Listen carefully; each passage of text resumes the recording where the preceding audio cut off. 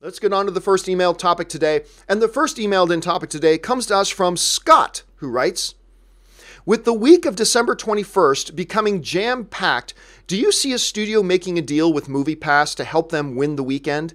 Red Sparrow got hurt by Death Wish's deal with MoviePass. I am surprised so many studios would be so confident in their movie to think it will beat out the rest and not get hurt by the heavy competition. All right, thanks a lot for the email, Scott. Well, first of all, the heavy competition thing, let's remember there is a big extenuating circumstance there. That weekend of December 21st is one of the highest movie-attended weekends of the year. Is there a lot of competition? Yes. But there's also a lot of people going to the movies that weekend, so it kind of balances it out a little bit. But even I agree, there's too much. There's too much opening on that one weekend. I mean, dear heavens, there's an 8-day window. An 8-day window in December with no fewer than 8 major films opening up.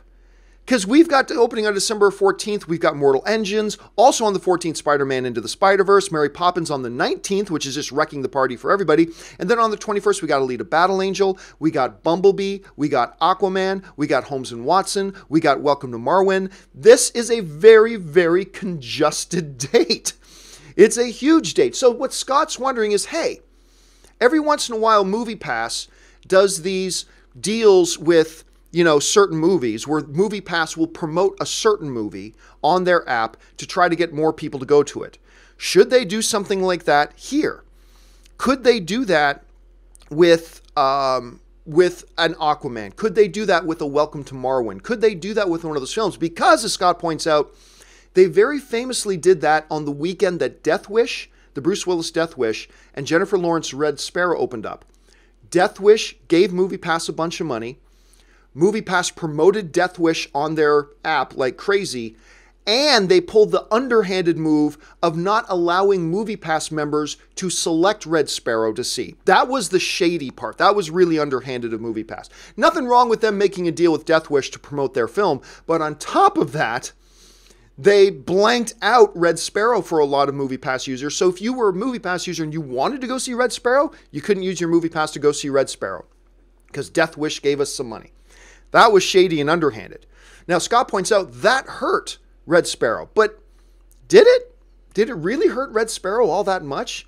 Did it really benefit Death Wish all that much?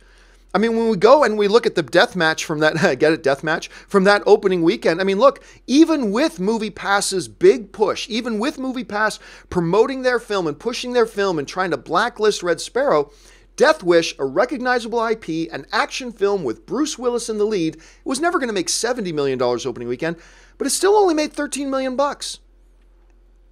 I mean, it still could only come in at $13 million. And Red Sparrow, which also was a movie that was never going to open to $50 million or anything like that, it still managed to beat it.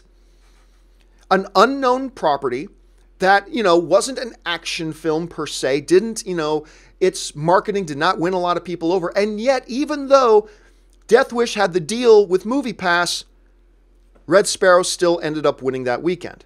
So did the MoviePass deal make a difference? I would guess that it made a difference. I would go ahead and say that, yeah, a difference was made. But did it create a night and day difference? No. So I don't know that any of these films that are opening up in that 8-day window in December are going to be climbing over themselves to make a deal with MoviePass. But there's a bigger thing to keep in mind here about why this wouldn't work. MoviePass right now is trying to get their users to use their card as little as possible.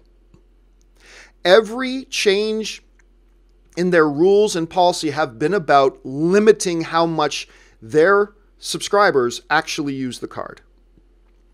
What MoviePass does not want to do is make a deal with Aquaman and all of a sudden have 1 million people use MoviePass to go see Aquaman, because that is just going to make them even more bankrupt than they already are. So it just seems like right now MoviePass is in this mode of trying to get people to use their card less.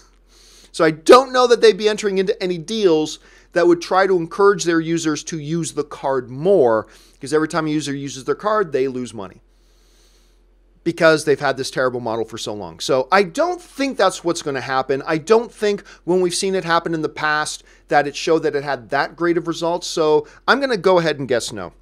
All right, let's move on to the next email.